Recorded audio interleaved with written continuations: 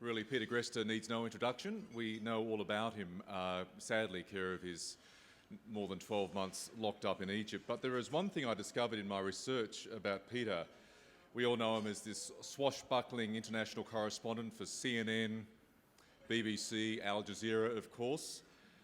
But he actually began his TV career right here in Victoria at GMV6 in Shepparton back in the mid-1980s. And he was telling me just earlier about his horror of recently seeing some old video clips of Peter Greste with a mullet doing a piece to camera in Shepparton all those years ago, and he actually was saying that if he was Peter Greste now, he'd never give that young man a job.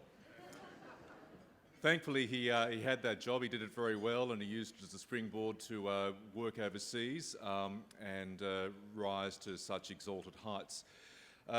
Peter, of course, has spent a fair bit of time in the more than 4 months since being released from Egypt talking about his experience, but most importantly, continuing to campaign to clear his name in Egypt. He is being tried in absentia. As I mentioned, his two Al Jazeera colleagues, Baher Mohammed and Mohammed Fahmy, are back in court tomorrow night in Cairo, our time, and there's every possibility all three will be convicted in Egypt once again in a very short future, possibly as early as next week, with grave implications for Peter's ability to work again as a foreign correspondent overseas. Peter will speak for a brief amount of time, then he's more than happy to take as many of your questions as possible. Ladies and gentlemen, please give a very big welcome to Peter Greste.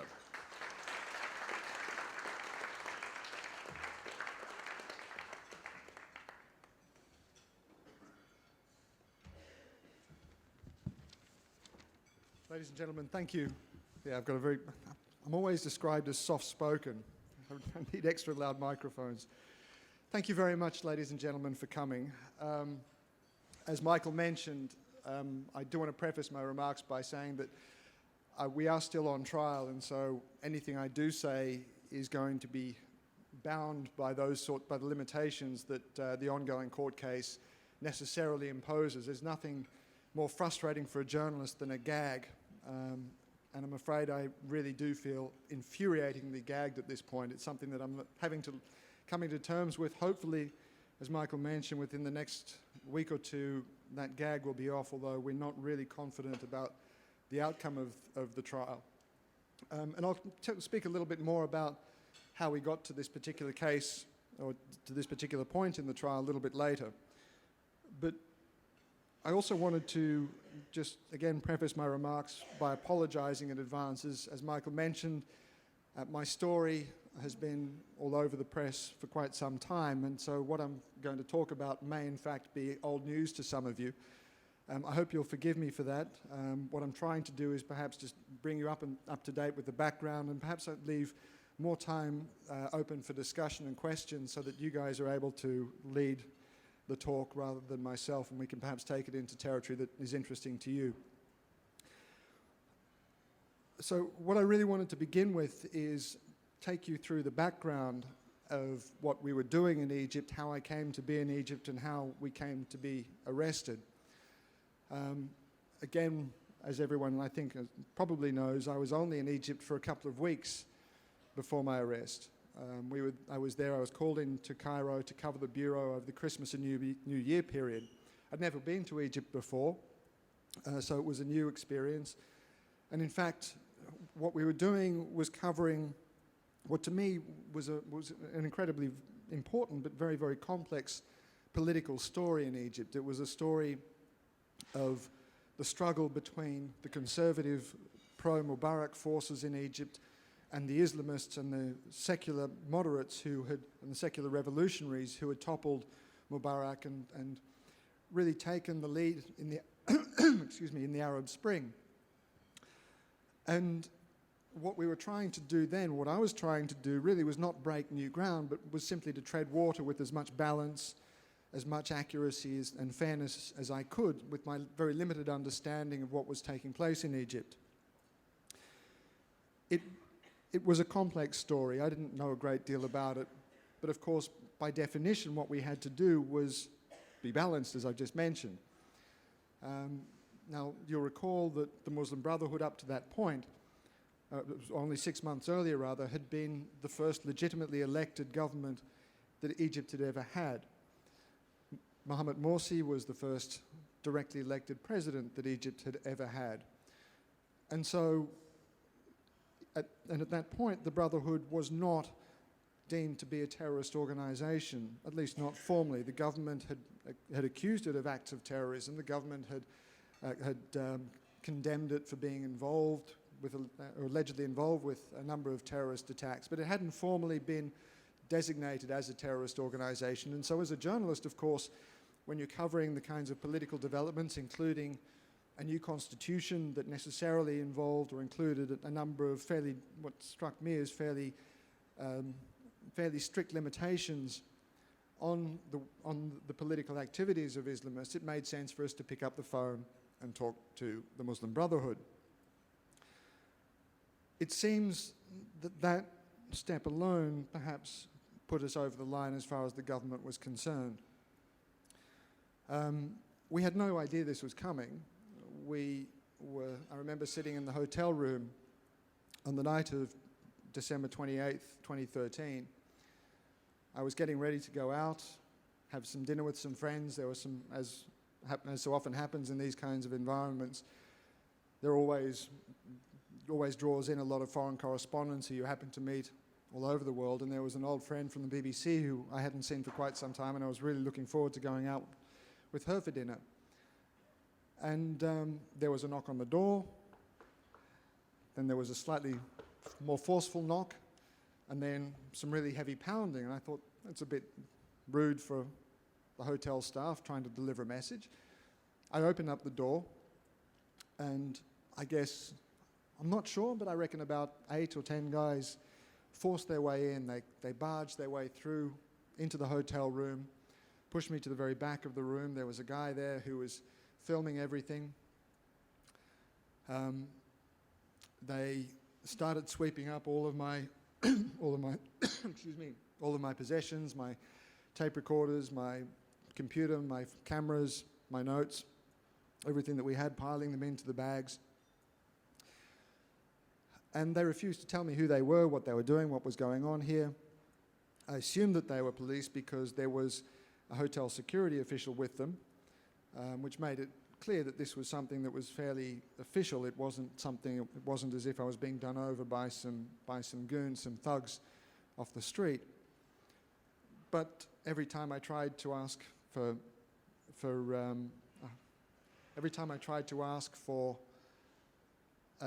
identification, for a warrant, they insisted that there was nothing that they had, that they couldn't tell me anything. They told me, can you read Arabic? I said no. Then they said, well, fine, then you can't read our warrant. Tough. This, as I'm sure there are more than one or two journalists in the room, Darren Hinch among them, who've been arrested in the course of their careers, and you always tend to think, look, this is something that's going to blow over. We're going to go in, they want to scare us, we'll have to do some time, we'll have to spend 1 or 2 nights in the cells, we're going to get questioned. The diplomats will get involved, there'll be an apology, we'll be deported, and that'll be the end of it. Of course, it didn't turn out quite like that. We were thrown into prison and we went to the interrogation, which started, the alarm bell started to ring when they started asking about our links to a terrorist organization, about the kind of communications that we'd had with the Muslim Brotherhood, how much money I'd brought in, what I did with the money, what I did with the finance, with the cash that I'd come with. And it became very quickly apparent that we were being accused of not just collaborating with the Brotherhood, but of effectively operating as propagandists for the Muslim Brotherhood, and in my case, as a financier for the Brotherhood. About this time, the family started to mobilize. And I think one of the things that anyone here who saw the news conferences and the campaigning throughout the course of 2014 would recognize is that I'm kind of pleased not to have my parents, because I know that they would completely upstage me. They were absolutely extraordinary characters, and I think it's one of the one of the most amazing things about this whole campaign was that at so many levels we had the right kinds of people that emerged to make the campaign what I would suggest is perhaps the most effective campaign that the journalist community has ever mobilized, the most effective campaign for almost anybody who's been in prison, certainly one of the most widely spread around the world, and in this country it was absolutely staggering. I'm still trying to come to terms with the scale of the support that we had. I find it completely bizarre. I have to admit that for some reason, somehow I seem to be one of the most recognizable journalists in this country without actually having ever done any work in this country for the past decade or so. As the family mobilized, we saw the public support grow. The public support was unbelievable. We had the hashtag #FreeAJStaff. That hashtag received 3 billion impressions, billion with a B. Again, I don't know quite how this measures up to some of the other social media campaigns, but by any measure, that's got to be a big number. Fair enough, I think my family was probably responsible for at least 1 billion of those, but that aside, there was still an enormous engagement from people, and one of the things I've noticed even now is the level of not just recognition of what we went through, but the level of emotional involvement that so many ordinary people seem to invest in our case. I can't walk down the street these days without having somebody come up and with genuine passion and feeling in their voice say how pleased they are to see me out. It is absolutely extraordinary and genuinely humbling to see. But that couldn't have happened, of course, without the media support. And this is something where I really need to thank everyone in this room who was involved in some small way with supporting us. I've spoken about this quite a lot, but I'm never going to get tired of saying it. The media got behind our case in a way that was genuinely, truly humbling and gratifying, in a way that I just can't begin to tell you. We knew in prison something of what was taking place. The #FreeAJ hashtag, of course, #FreeAJStaff hashtag got a lot of widespread support, but so did the Zip the Lips campaign, and there were an awful lot of journalists, including, I dare say, a few in this room, who taped their mouths shut and held up signs and took selfies of themselves with that very, very potent symbol. For us, at a very personal level, it was enormously gratifying. It gave us a sense that we weren't in prison alone, that we had the backs of all of our colleagues. But it also mattered because the support that we had was across the media. It was broad-based support. It was from our rivals, not just our colleagues, not just our own support, our own allies, our own colleagues within Al Jazeera, my own colleagues within the Australian press, but it was from our rivals, the BBC, CNN, Sky, the people who would normally eat their own babies rather than acknowledge the opposition. And yet, somehow, we got together in this campaign. And what was also important about that was that it made it very difficult for the Egyptians to make the allegations that we were somehow partisan activists for the Muslim Brotherhood stick. Because if we hadn't had such unified support, if there'd been less consistent support across the globe for us, I think the Egyptians might have felt that they could have gotten away with the allegations that perhaps we were being partisan, that we were compromised in our work. Now, one of the things that I've spoken about, and I'm sort of skating over a number of the issues here that I'm hoping some of you may or may not want to take up, but I think that what we went through, not just in terms of our arrest, in terms of our interrogation, in terms of the trial that we went through, and the convictions that we faced, what that was in a very small but very significant way, I think, was an example of the kinds of attacks we're seeing on journalism all over the world. Last year, the Committee to Protect for the Protection of Journalists did a survey, and they said that last year, it was earlier this year, the survey of last year's press freedom. The last 3 years have been the worst since records were kept. Last year, 60 journalists were killed on the job, slightly down from 70 the previous year, but the last 3 years have been the deadliest on record. We're seeing more journalists imprisoned, and imprisoned not just for minor misdemeanors, but for the sorts of crimes that we were imprisoned for crimes against the state, for crimes of sedition, of terrorism, of supporting terrorism, than we've seen at any other time, again, since records began. And I think that this is a very clear and disturbing example of the wider trend that we're seeing towards attacks on the press, largely because of what's come to be called the war on terror. This is something that I've spoken about quite a lot, but I am not going to ever get sick and tired of this because I feel incredibly passionate about this. That we are seeing the war on terror as an excuse to erode the kinds of freedoms that we enjoy, that have created our societies, that have made our societies the kinds of free places that they are in the first place. And what worries me is that the T word, the word terrorism, is being used and abused by governments, both abroad and here in Australia, as an excuse to impose all sorts of draconian limitations, and we're not having the debate about what the effect of those limitations really is. National security is being wheeled out as a phrase, as a dog whistle, which, without really understanding what national security means in any meaningful sense.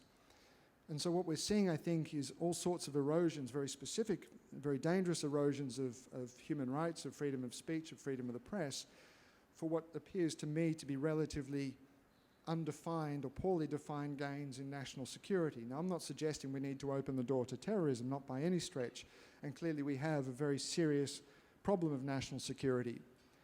But I don't believe that the gains are being sufficiently clearly defined. I don't think we understand the gains, nor do we understand the costs that we're paying as a society. And I think we're running the risk of dragging our societies towards a much more draconian place than we appreciate, without ever really understanding what those trade-offs might be.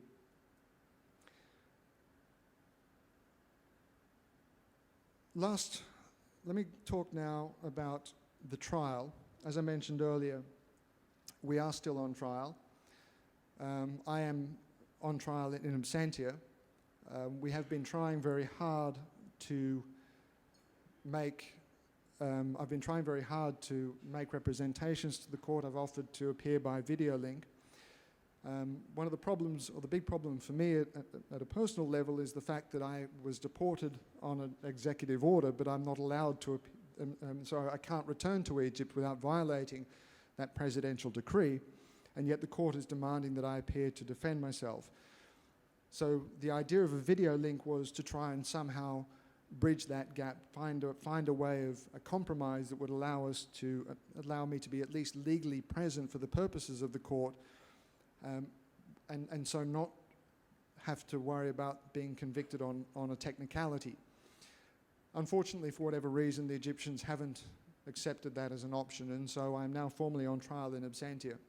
My colleagues, of course, are in a far worse situation than I am. They are in Egypt, and they will have to carry the consequences of any conviction if that's what the judge chooses to do, and of course the consequences of any verdict. I don't want to preempt the outcome of the trial except to say that we are extremely concerned about the possibility of another guilty verdict. The way the trial is heading is giving us a great deal of cause for concern. But again, what has highlighted this whole situation has been the recent arrest last weekend of Ahmed Mansour, another Al Jazeera correspondent or Al Jazeera journalist and presenter, who was arrested in Germany, in Berlin, over the weekend. He was arrested on a warrant that the Egyptians had issued because he had been convicted, again in a trial in absentia, in a trial in 2013. He was accused of torture.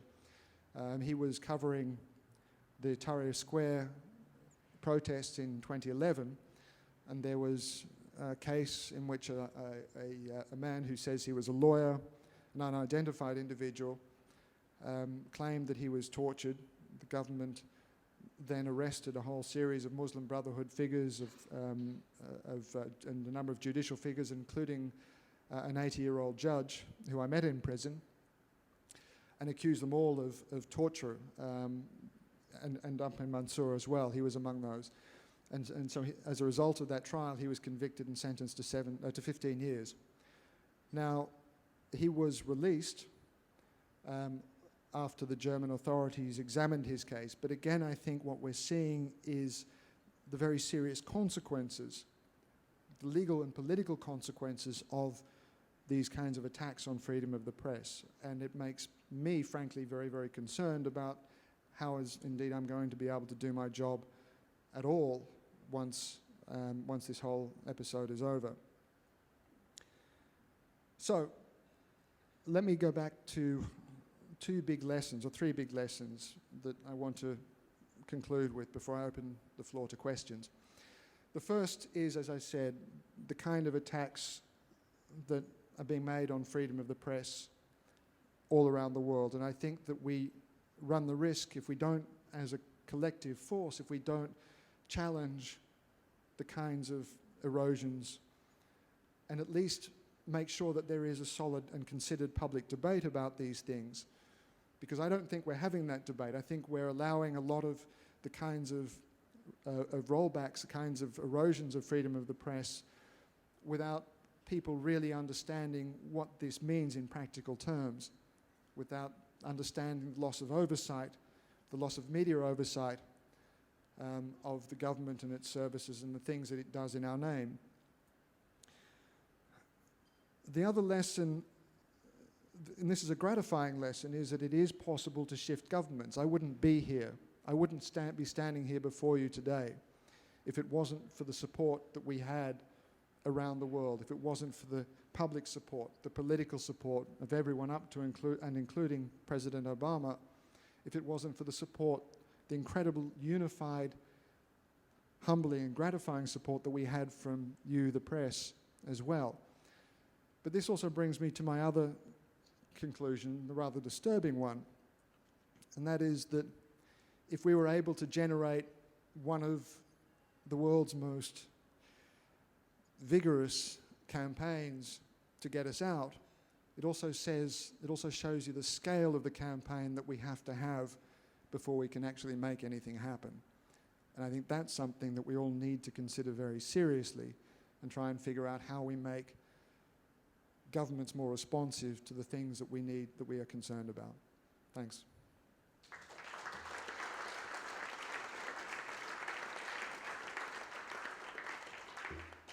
Awesome. Thank you so much, Peter. We've got about 30 minutes or so for questions. There is a roving microphone that Anna has that you can use to ask your questions. And let's start with Michael Bachelard from The Age. While we're waiting for that, I'll pop in with the first one, moderator's privilege. When you talk about governments abusing the word terrorism for draconian measures, do you include in that the federal government here? Yeah, I do. I think some of the metadata legislation is a good place to start. I think that the effect that that has on the work that we do is serious. I think that even though there may be a certain number of SOPs to assuage the concerns that journalists have expressed, the public interest advocate who is supposed to argue for us in those secret hearings is supposed to be a SOP, but I find it very difficult to see how they can possibly advocate for us if they've never actually given the opportunity, if they're legally denied the opportunity to speak to the journalist to find out why there is a public interest in the first place. There's nothing in there that there is a need for the authorities to gain warrants to look at the work, the metadata for journalists, but that's not true of the people who may be suspected of acting as our sources. And so there are all sorts of holes in this. I just don't think that we're seeing the right kind of debate around that. So yes, I agree. Thank you. Michael Batchelard from The Age. My question is on somewhat similar lines, and that is, we've got a furor at the moment about a comment that was made on Q&A on Monday night. We've got the whole kind of counter-terror narrative being weighed on this one person, on this one question, and on the ABC, a media organisation, as a result of that. Do you have any comments on that? Are we sort of in a zip your lips phase of Australian politics at the moment? Look, anything that closes down debate, I think, is a bad thing. As long as the debate doesn't overstep the boundaries and become incitement, then I think we need to have these debates, and I don't think that debate crossed that line. I think that maybe the ABC was perhaps a bit insensitive in the way that it managed that. I'm prepared to have that discussion, but I think that the way the government has responded to it, and more importantly responded to the person rather than the issues involved, is deeply concerning. What we're seeing, I think, is an attack on the messenger increasingly rather than an engagement with the message. Gillian Triggs is another example where I think she was accused of using her position for political ends. She was accused of being politicised. And whatever you think of Gillian Triggs' politics, what hasn't happened was what it didn't do was trigger a considered debate about the concerns that Gillian Triggs has raised. The government aimed its guns at the messenger rather than the message. It's an old trick. There's nothing new. I'm not saying anything particularly revelatory here. But I think that what we're seeing is a closing down of the debate. That worries me enormously.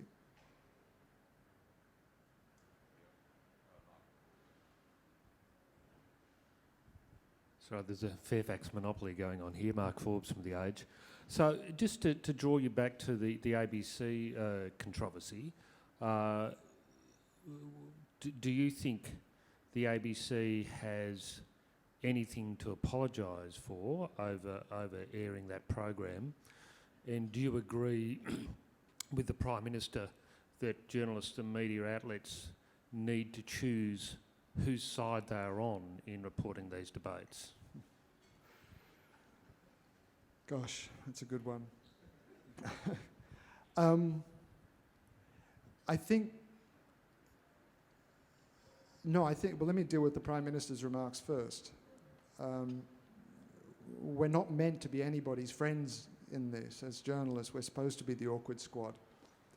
And I think the implication that we should be friends of anybody or we should be on one side or the other is by definition an anathema to what we do.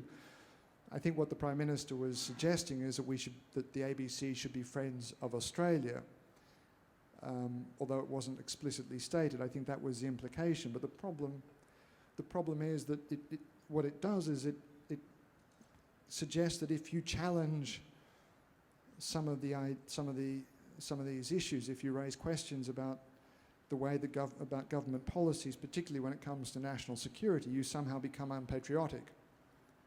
And I simply can't accept that view. I think that the patriotic thing is, in fact, to take a really good, hard, critical look at the kinds of policies that are being implemented.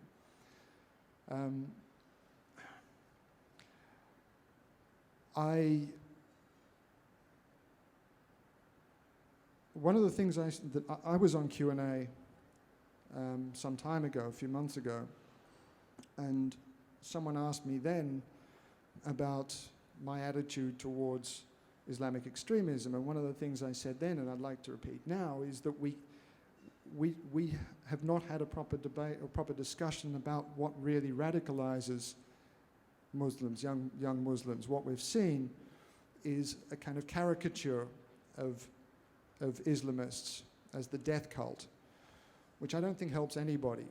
Now, what that guy on Q&A was pointing to, what the very core of his discussion, or the very core of his question, was aimed at the policies that the government has introduced, suggesting that they were in fact making things worse for Muslims, that they were radicalising, they were helping the radicals turn more moderate Muslims into extremists. Now, I don't want to get into that discussion. What I'm saying is that we haven't had a serious argument. We're not being allowed to have a discussion about those drivers in an intelligent, nuanced way. It's being caricatured, it's being demonised. And I think that whatever you say about the ideology, the fact is that until we understand it, we're never going to address it. Peter Darren Hinch. If I can ask you a personal question, I'm a novice at solitary confinement. I only did 2 weeks of 23-hour-a-day lockdown, and I discovered what a very boring person I was with my own company. You were in there for a long time. How did you cope mentally with it? One of the things, as you say, in solitary confinement, one of the things you learn very quickly is that you're your own worst enemy. And I learned that very quickly too. If you'll pardon the expression, this is a real mindfuck. That's what prison is supposed to do. It's supposed to and solitary confinement is supposed to do. It's supposed to let your mind turn in on itself so it starts to eat itself up. One of the things I did, I went through a bit of a personal crisis a few years ago, and as a part of that, my marriage broke up. It was a very difficult time for me, and I went and discovered meditation. And I realized very quickly, once I was placed in the cell behind me, or the course that I did was a 10-day meditation course, solitary meditation, and it really helped through that period of my life to stabilize the ship in a very important way. When they closed the door behind me in the prison cell and said, right, you're in solitary, I realized that I had the tools. I knew what to do there. I knew what to do with it. And that was a really important, vital part of helping me survive prison. The problem with prison, and particularly with solitary confinement, as you'd well know, is this massive blob of time, this formless lump of time that you have nothing to do with. And so you need to do something with it. The meditation was a part of that. It provides structure to the day. It meant that I had a routine. Every morning I got up, I spent an hour sitting. There was another hour in the middle of the day and another hour at the end of the day. That dealt with the mental, with the spiritual side of things. Physically, you have to stay fit.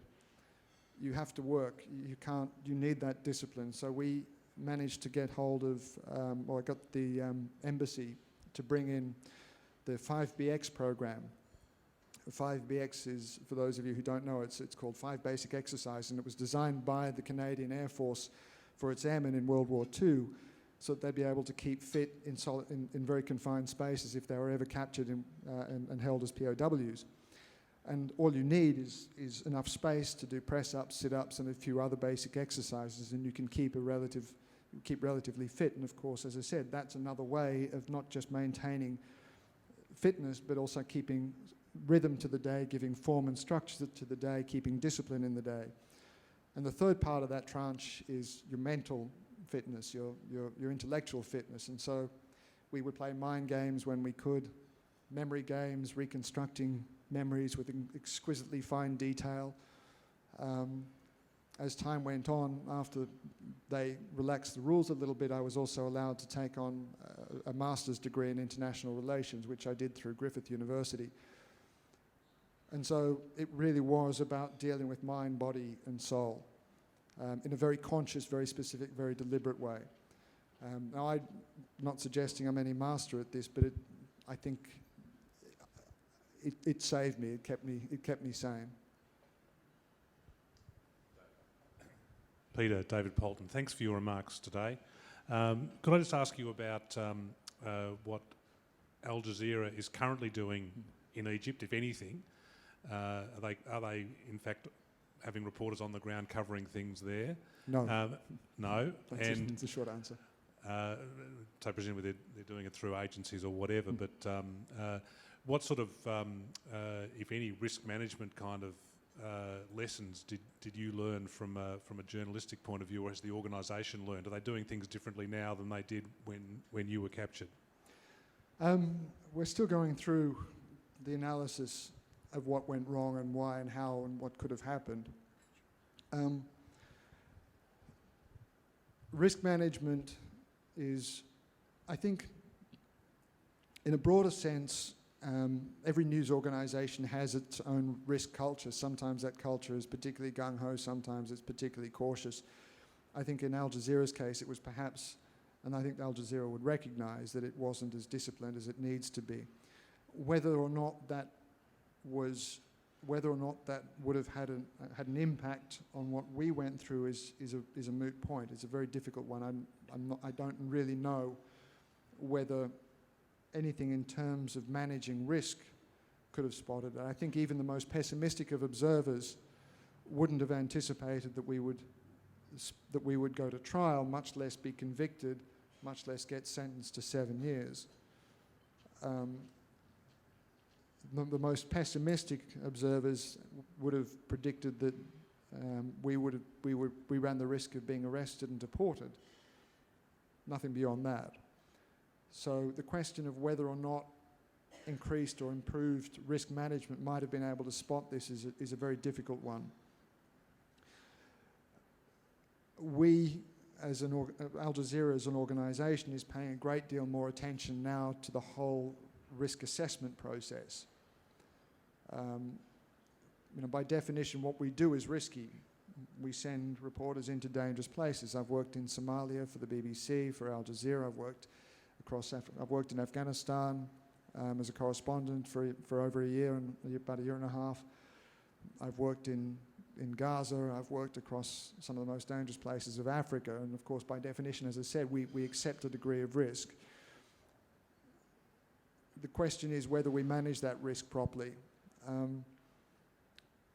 And whether or not there are specific lessons out of this to be learned.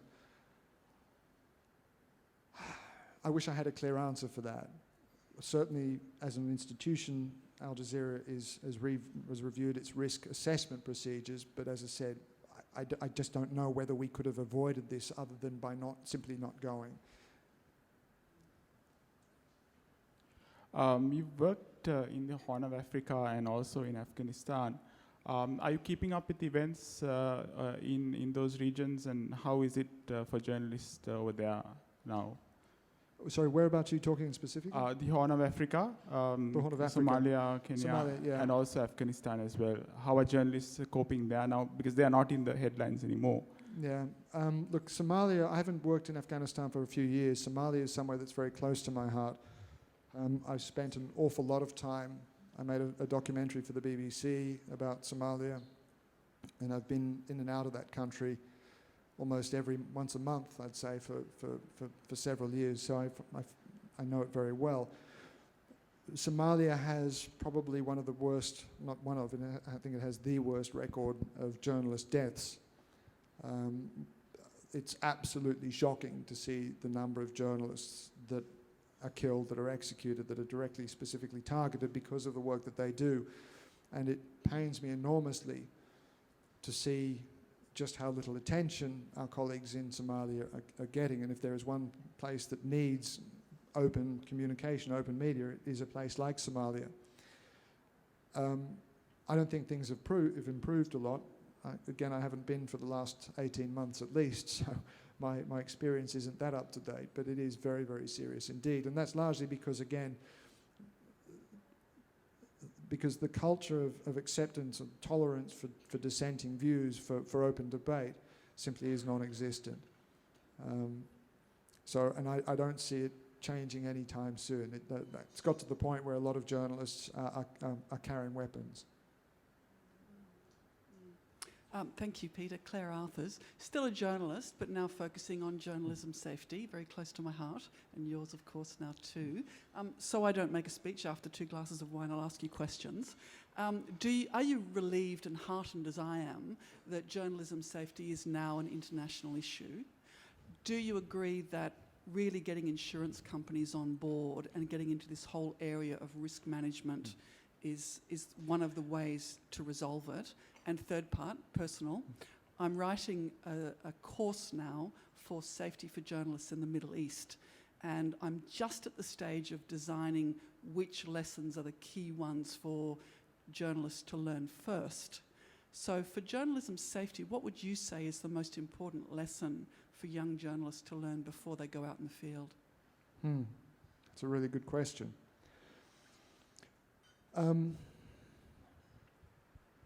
I think one of the problems with the way that we teach journalist safety is that the focus is very much on the mechanics of safety, safety equipment, safety procedures, safety protocols, and so on. What we don't do is teach a kind of the psychology of safety, a kind of safety mindset.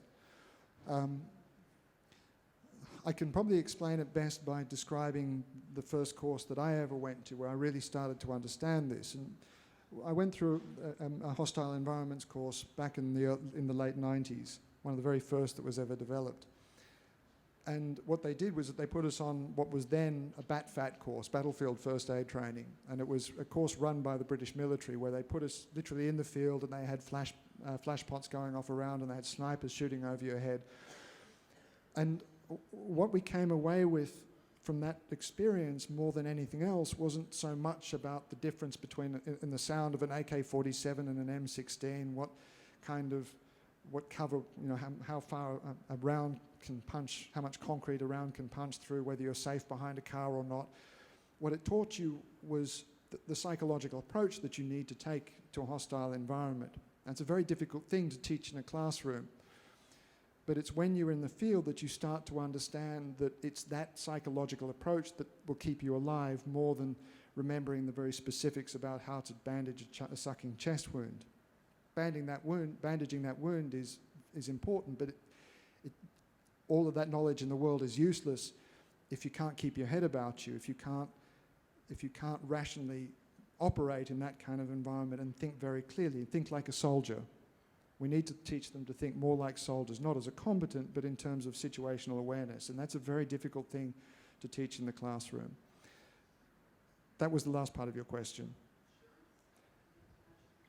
Okay, let me talk about the first bit now, the international environment. I think you say that it's becoming more internationally recognized, and it is, but it's nowhere near the kind of international recognition that it needs to receive. I was at a conference in Riga, the World Press Freedom Conference, early in May, and one of the things that became very apparent was the gulf in awareness of journalist safety between European and the English-speaking press, and the rest of the world. Latin America is developing a culture of it. Africa, a bunch of cowboys. The Middle East, oh boy, how on earth journalists operate and survive in the Middle East is beyond me. I don't quite get that. I mean, the kind of conditions, the places that they push themselves blows my mind. The lack of training, the lack of resources that they have, the work that they're expected to do. I think also it's fairly similar across parts of Asia, that we don't seem to have a culture, and so we need desperately to internationalize it to try and create some kinds of standards and procedures.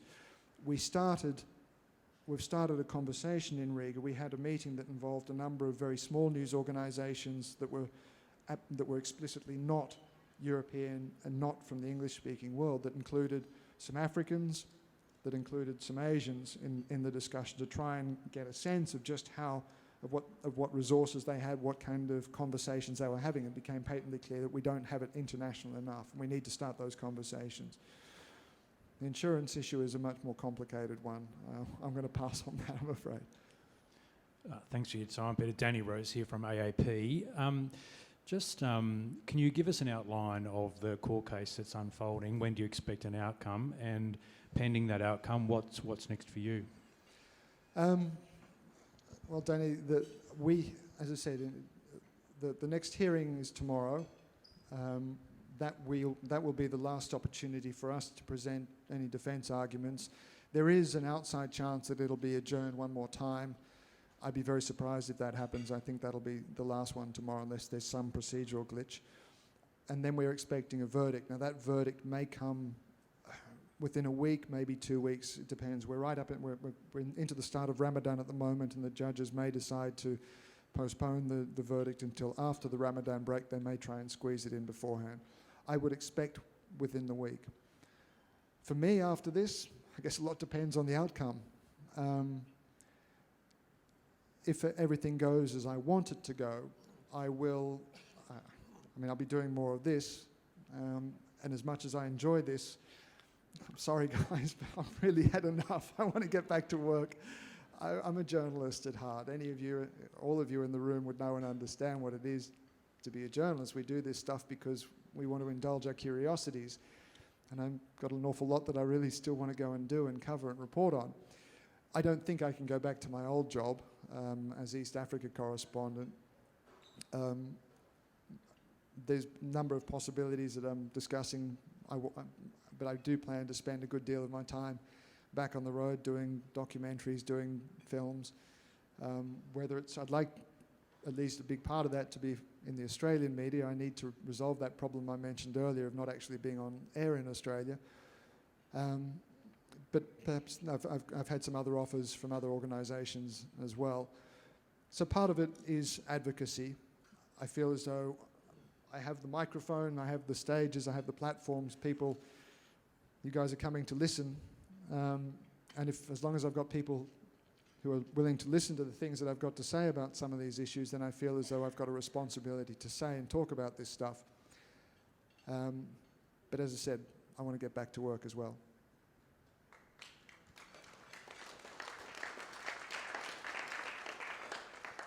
Yeah, Peter, Mark Baker from the Press Club. There's been quite a bit of controversy about and discussion around the handling, Al Jazeera's handling of the case, how it's performed as an employer, its duty of care to its workers, and of course we know that your colleague Mohammed Fahmy is actually suing them. Do you have a view, indeed are you willing to talk a little bit about this, about how Al Jazeera has handled this whole matter? Michael, there are two parts to this. One is how Al Jazeera has handled it, and I am going to a certain extent, plead the fifth, because this is very much a factor within our case, within the trial.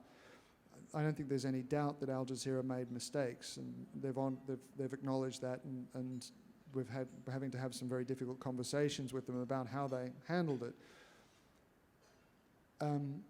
But the problem for me is that in terms of the trial, in terms of, my concern is that Al Jazeera isn't on trial in Egypt. We three are. The allegations are very specifically directed at us. Now, whatever the issues are between, the implied issues are between the Qatari government or the Egyptians and Al Jazeera, we're the ones that are on trial. We are the ones that are accused of collaborating with a banned organisation, a terrorist organisation. We are the ones that will have to suffer the consequences. Our bosses aren't. Al Jazeera as an institution isn't on trial. And so my concern has always been to deal with the charges against us.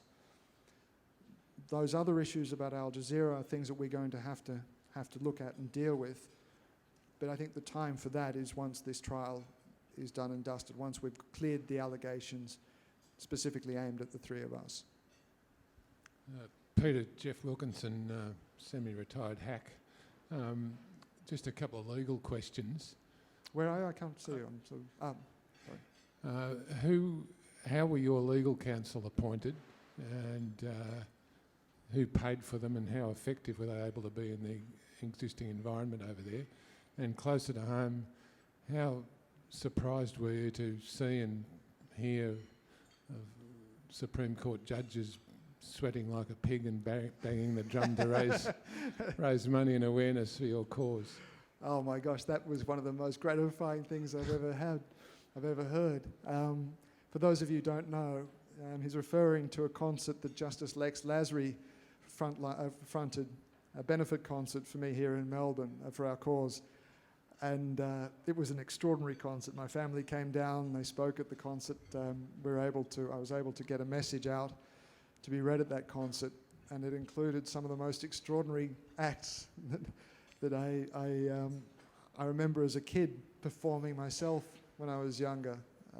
That was an amazing thing. And to see Justice Lasry, who in fact I'm going to be seeing this afternoon, to see him talking about what, to see him campaigning for us, I think was another measure of not just of the support, but it was a very clear statement to the Egyptians that the allegations simply weren't being accepted by even at the highest levels of the judiciary. Sorry, remind me the first part of your question. How were your legal counsel appointed? Oh, yes, legal counsel. You're referring to, I take it, the incident in which our legal counsel resigned midway through the trial. There were some criticisms of the way that it was handled. What happened was that when we were arrested, Al Jazeera had a law firm that was handling the paperwork in Egypt.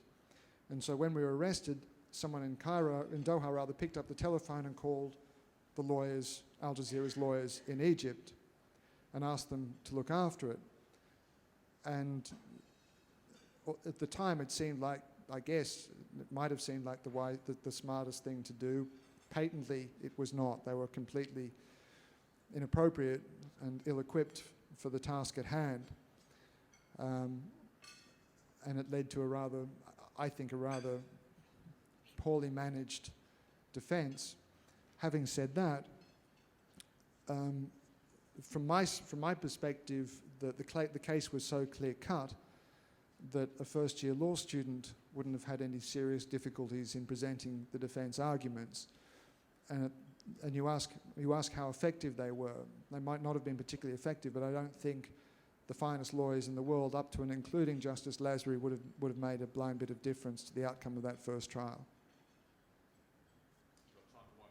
Thanks. Peter, Les Posing, clinical psychologist.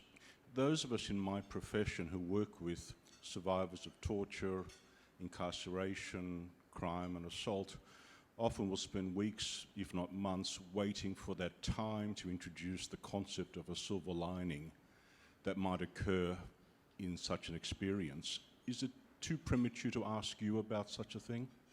No, not at all. I mean, I felt that silver lining while we were in prison. One of the things, and I've only really understood this subsequently, but one of the things that the psychologists tell us is that a silver lining comes in applying meaning. For me, when we started to hear about the campaign that was supporting us, when we heard about the millions of people around the world who were supporting us on Facebook, when we saw some of the photographs of people with their lips zipped shut, when we heard the statements of the politicians, it became very clear that it wasn't just about it wasn't about us, what we were going through at a personal level. It was about what we had come to represent, the far bigger issues that were far bigger than anything that we were going through ourselves. We came to stand for issues of freedom of speech, freedom of the press, rule of law. And at a personal level, I've got to tell you that meant that it had meaning, it had purpose. This wasn't a waste of time. What we were going through had significance. It was being used as a lever. It was being used as an opportunity to talk about and argue about and defend these issues. And so from in prison itself, I felt that it had meaning. And one of the things that I wanted to do, in fact, that I tried to do, I wrote a couple of letters that we smuggled out very early on, a couple of weeks after my arrest, and that was what I wanted to try and do, to try and apply meaning to what we were going through. And so at no stage did I feel as though it was a waste of time, as if it was without purpose. It always had purpose, and to me that was a very powerful silver lining.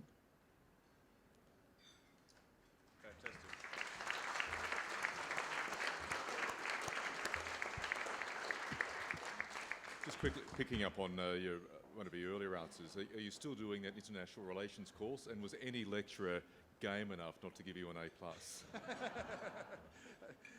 Yeah, I am actually. I'm doing it at Griffith University, and Griffith University have actually asked me to become an adjunct professor.